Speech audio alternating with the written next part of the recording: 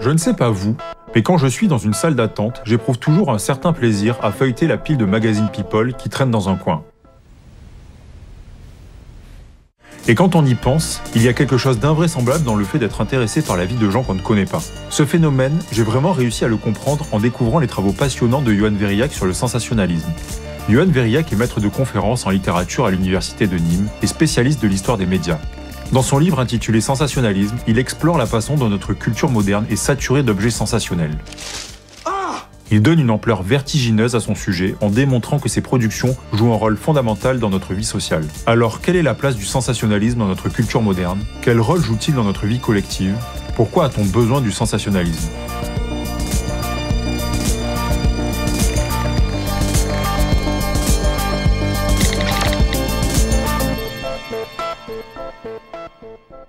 À première vue, le sensationnalisme, c'est un objet de réflexion un peu bizarre parce que c'est un terme qu'on utilise dans le langage courant pour dire que telle chose joue trop sur le registre de l'émotion. Johan Veriac, lui, en fait un vrai concept intellectuel.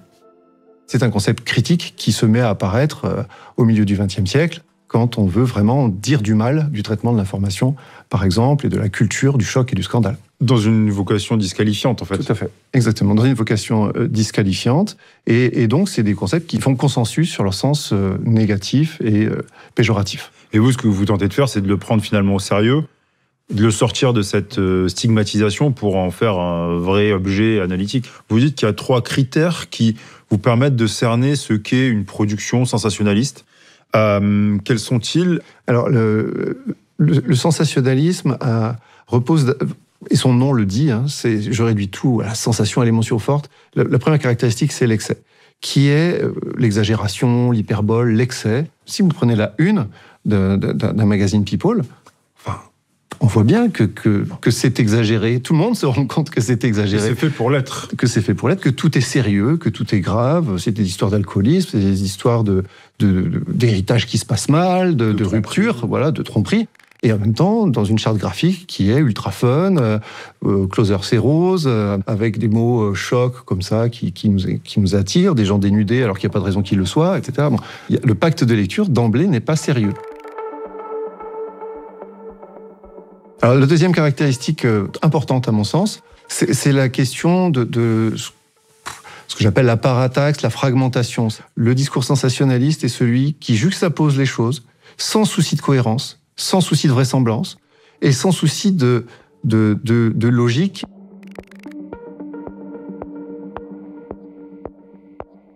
Dans un hebdomadaire comme Détective de faits divers, dans l'entre-deux-guerres, par exemple, j'ai un exemple en tête précis, on a un numéro, premier article sur la prostitution des mineurs, un reportage ultra dur, vraiment sérieux, et 3 pages plus loin, on a un article sur un viol d'une jeune fille qui doit avoir 14 ans, illustré par une femme nue.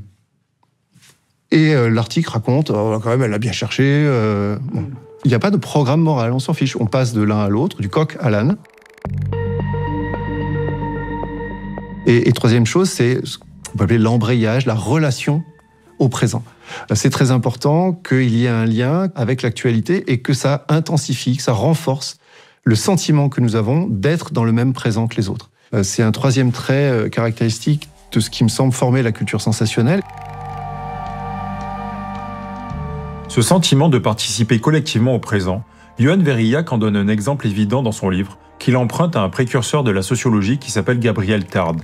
Cet exemple, c'est que le plaisir de lire un journal s'effondre tout d'un coup si on découvre qu'il date de la semaine dernière. Et là où la thèse de Johan Veriac propose un saut passionnant, c'est qu'il montre que le sensationnalisme tire sa source d'un des plaisirs les plus fondamentaux de l'humain, qui est le plaisir du bavardage.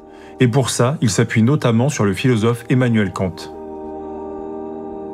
Le vrai point de départ théorique du livre, c'est celui-là, hein, c'est la notion de bavardage et l'importance qu'il faut accorder au bavardage dans la vie sociale et l'importance qu'il faut accorder au bavardage comme objet historique. Kant, c'est ce qui m'intéresse dans sa façon de présenter les choses, mais il a des pages vraiment intéressantes, moi, qui m'ont beaucoup éclairé dans ma réflexion sur le lien entre bavardage et sensationnalisme, où il décrit très bien, en fait, ce que c'est qu'un dîner, mettons, ou une réunion mondaine autour d'une table, où on parle de choses et d'autres sans faire attention à ce qu'on dit, sans prendre la responsabilité de ce qu'on dit. Ça, c'est très important. C'est-à-dire qu'on dit un peu n'importe quoi à table, comme ça, on parle pour parler.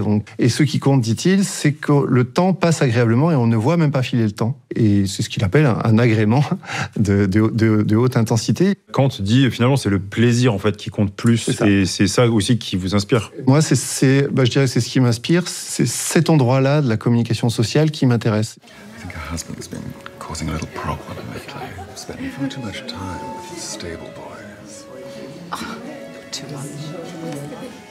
Pour comprendre d'où vient le plaisir du bavardage, Johan Verillac s'appuie sur les travaux du biologiste et anthropologue britannique Robin Dunbar, qui y voit l'un des moteurs du langage humain. Ça, c'est ce que montre Robin Dunbar, cette idée que le langage humain, au fond, dérive des fonctions essentielles de la communication chez les grands singes, puis dans les groupes humains.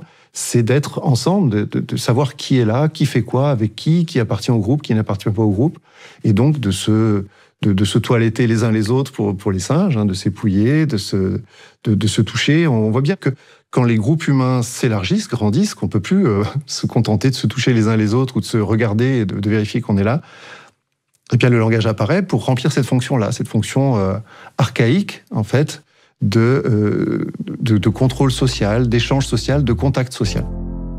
Gossip is important.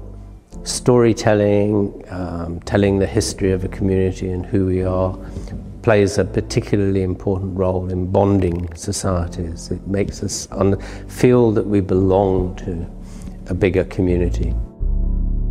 La formule que donne Robin Dunbar, et il dit, si on fait attention dans la vie quotidienne au nombre de fois où on parle de qui fait quoi avec qui, c'est-à-dire le ragot, eh bien, le vertige nous prend quand on fait attention à ça.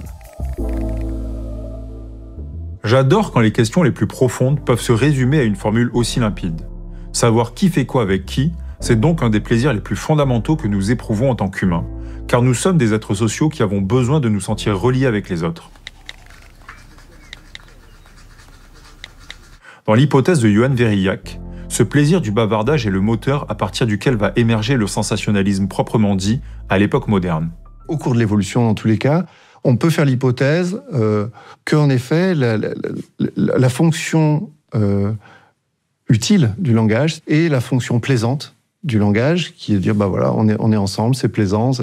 Ces deux fonctions ont eu tendance à se séparer, à s'autonomiser en deux grands systèmes, quoi. Le système, disons, de la décision. Les sociétés ont un ensemble de manières d'échanger qui servent à prendre des décisions, qui sont là, pour le coup, on pourrait dire la sphère sérieuse de la communication sociale, et la sphère du jeu, la sphère du divertissement, où là, en effet, on pourrait imaginer que c'est les usages de la communication pour le plaisir.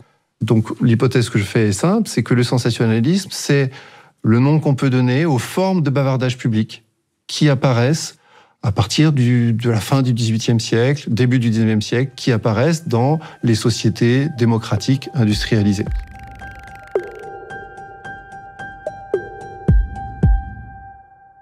Ce qu'on voit se développer à partir de la deuxième moitié du XVIIIe siècle, c'est ce qu'on peut appeler une culture démocratique. Ce qui est le plus spectaculaire, peut-être, c'est la première révolution de la lecture.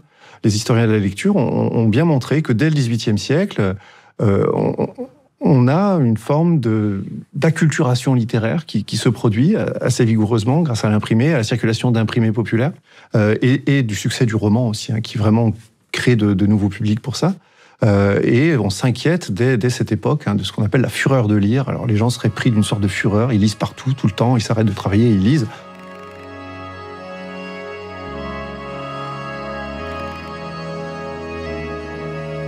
Et ensuite, on a d'autres manifestations qui ressemblent plus à la culture sensationnelle dès la fin du XVIIIe siècle. Par exemple, les spectacles grandioses, le mélodrame, c'est fondamental, l'invention du mélodrame autour de 1800.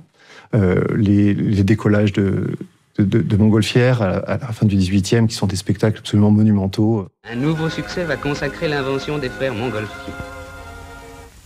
C'est un prodige. C'est une énigme.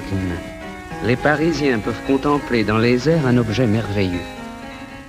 On voit apparaître à la fin du XIXe siècle, à la belle époque, après les lois de la liberté de la presse de 1881, après la consolidation de la Troisième République en France, on a un système culturel vraiment qui se met en place autour de l'édition de masse, autour des théâtre populaire, autour des formes de spectacles populaires, et où là, vraiment, on voit apparaître dans le discours social très fortement cette notion de sensationnel, et cette idée que la publication d'un roman populaire est un roman sensationnel, que tel spectacle est un spectacle à sensation. Et c'est là que se formalise vraiment, je crois, la conscience de quelque chose qui était déjà là, mais qui ne fonctionnait pas comme un système très élaboré, et comme une expression vraiment de la modernité. C'est là où vous faites aussi une extension qui n'est pas forcément intuitive à la base, c'est que vous dites que ces formes-là, en fait, font partie du bavardage. C'est-à-dire qu'on comprend que le roman populaire est sensationnaliste, effectivement, qu'il est là pour créer de la sensation, mais finalement, en quoi est-ce qu'on est toujours dans la question du bavardage, et en quoi vous le reliez aussi à ça? C'est vrai, c'est la transition la plus délicate à opérer, c'est quel est le rapport, au fond, parce que c'est pas parce qu'on dit... Entre un roman, un film de cinéma, et puis le plaisir de ragot. On peut considérer que l'essentiel, sinon tous nos loisirs, toutes nos activités de loisirs, sont des extensions du bavardage et servent en général à nourrir le bavardage. Il y a vraiment une continuité pour moi entre les activités de loisirs, lire un roman, aller au cinéma, lire un journal, aller au parc d'attractions, et en parler. Et que si on n'associe pas les deux, on ne comprend pas la continuité, je dirais, organique qui existe entre le bavardage et le sensationnalisme, ou l'ensemble des activités culturelles qui nous servent à nous divertir sur le même modèle que le bavardage, c'est-à-dire de manière superficielle, inconséquente, pour faire passer le temps et être ensemble dans le même moment. Le sensationnalisme se présente donc comme un phénomène de notre culture moderne qui dérive du plaisir du bavardage. Et ce plaisir est tellement puissant qu'on peut l'exercer avec des gens qui n'existent pas ou qu'on ne connaît pas. Les romans feuilletons du 19e siècle, comme la télé-réalité aujourd'hui, reposent sur ce plaisir de savoir qui fait quoi avec qui. Et ce plaisir social est aussi celui de parler d'événements collectifs, comme les matchs de foot. Un des formats extrêmement connus, par exemple, c'est l'after sur RMC, où on passe des heures et des heures à débriefer, à dire un peu n'importe quoi. Alors là, pour le coup, on est en plein sensationnalisme. Oui, exactement. C'est fait partie des formes matricielles, pour moi, du sensationnalisme médiatique comme extension du bavardage. Mais un bavardage qui a commencé sur le terrain entre les joueurs, puis les supporters dans les tribunes, et qui finit à la radio, et qui ensuite retourne dans les tribunes, au café, d'abord, et ensuite dans les tribunes. Mais j'ai entendu Paul pendant 6 mois qui m'a dit que Unai Emery n'apportait rien au PSG par rapport à Laurent Blanc. Qui a dit ça? Paul était souvent dans la contradiction. Non, mais non. Si. Non, c'est la... Non, mais c'est pas une question de s'en aller. Non, c'est un débat qu'il faut avoir. Ça prend aussi la forme de la fiction, des fictions sociales, des personnages qui ont des relations sociales. Elles m'intéressent de la même manière que des personnes réelles qui ont des relations sociales. Et pour Dunbar, c'est l'explication du succès notamment des séries télé, des soap-opéras, des feuilletons qui représentent uniquement des relations sociales. Par exemple, Plus belle la vie, c'est ça. On regarde pour savoir ce qui se passe dans le café, d'épisode en épisode. De qui fait quoi avec qui. Ouais. Mais c'est qui? Un ancien du quartier. Il a assassiné sa femme. Si on attrape tout ça, on se dit un roman populaire, le débat radio sur le match de la soirée, un parc d'attractions, de la télé-réalité. Finalement, tout ça, en fait, formerait une forme de culture de sensationnalisme. Dans ce cas, l'objet devient extrêmement grand. Et pour vous, ça devient, à ce moment-là, un des traits fondamentaux, en fait, de la culture moderne. Oui, je pense que c'est un des traits fondamentaux de la culture moderne. Et c'est précisément parce que ça s'incarne ou ça se matérialise dans des endroits très divers, très variés, et que c'est en mutation permanente. C'est un trait culturel fondamental. Ouais. C'est un endroit très surprenant de la thèse de Yohann Verillac. Alors qu'on pourrait croire que le sensationnalisme se résume à un plaisir sans enjeu, lui soutient que c'est un trait culturel qui nous permet de faire société en nous reliant à une masse d'inconnus. Et que pour cette raison, le sensationnalisme a participé à asseoir la démocratie moderne. Ça paraît évident malgré tout que si les grandes sociétés comme les nôtres, extrêmement complexes, composées de plein de gens qui ont des aspirations toutes différentes, si ces sociétés tiennent, c'est entre autres parce que nous avons plaisir à rester ensemble et qu'un certain nombre d'accessoires, d'outils nous permettent de partager le sentiment qu'il appartient à la même actualité et du coup à la même histoire. Il me semble que c'est fondamental. Voir en une d'un magazine People une star à la plage avec une nouvelle conquête, dans quelle mesure est-ce que ça participerait à cette culture démocratique, justement ? Ça nous rappelle qu'on est dans le temps de l'été, qu'on est dans ce temps social collectif. Que c'est le moment de faire des régimes qu'on ne va pas faire, c'est une sorte de relation sociale par procuration. Et donc l'enjeu est pour nous de savoir au jour le jour que nous partageons le même présent que les autres. Si on s'amuse, un truc tout bête, à supprimer dans notre vie tous les instruments qui nous rattachent à l'actualité. nos téléphones, nos journaux, nos télés, nos ordinateurs, eh ben, il est certain qu'on va très vite sortir du rapport actualiste au monde et entretenir un autre rapport au présent. Alors c'est un désir qu'on a souvent. Alors, je veux aller à la campagne, je veux me déconnecter. Oui, ok, mais c'est aussi se dépolitiser d'une certaine manière et sortir du contrat social de la démocratie. En nous offrant des références partagées et des goûts communs, les productions sensationnalistes jouent un rôle décisif pour la démocratie, car elles nous relient avec les autres et participent à créer une identité collective. Yohann Verillac soutient aussi que le sensationnalisme joue une autre fonction déterminante dans notre démocratie, celle de nous décharger du besoin d'être cohérent et intelligent, en créant un espace où l'on peut exprimer ses contradictions sans que ça prête à conséquence. Cette sphère du bavardage, elle est nécessaire au bon fonctionnement des grandes sociétés parce qu'il semble impossible d'être sérieux à jet continu et de s'engager cognitivement même dans toutes les décisions, toutes les empathies et les compassions qui sont sollicitées au quotidien par l'information sérieuse. Hein. C'est quelque chose qui peut paraître un peu bizarre et à contre-courant, encore une fois, d'une pensée des Lumières, par exemple, dans laquelle le sujet citoyen éclairé s'engage sérieusement dans le débat public. Dans la sphère du bavardage, dans le monde du sensationnalisme, en fait, on a un espace où les contradictions ne posent pas de problème, en fait. Et quand on lit la presse sensationnelle comme ça, se disant, en fait, on met tout ce qui pose problème et contradiction et on le secoue pour en faire un objet de divertissement sans gravité, ça permet d'avoir un lieu où on vit nos contradictions de manière superficielle. Pour être intelligent, en fait, il faut ne pas être intelligent tout le temps, ou pour être sérieux, on peut pas être sérieux tout le temps, et que ça paraît difficile. Finalement, le sensationnalisme, cette culture-là, ces formes médiatiques permettent cet espace. En tout cas, je pense qu'il faut essayer de le voir comme ça. Quand on se penche sur le sensationnalisme en général, on a l'impression que l'idée, ça serait de l'extirper, de s'en débarrasser. Et je trouve que ça empêche de penser à quoi ça sert et pourquoi on le fait. Alors, je dis pas que c'est du bien ou que c'est une merveille. Je pense en revanche que ça remplit des fonctions qu'on ne peut pas extirper comme ça.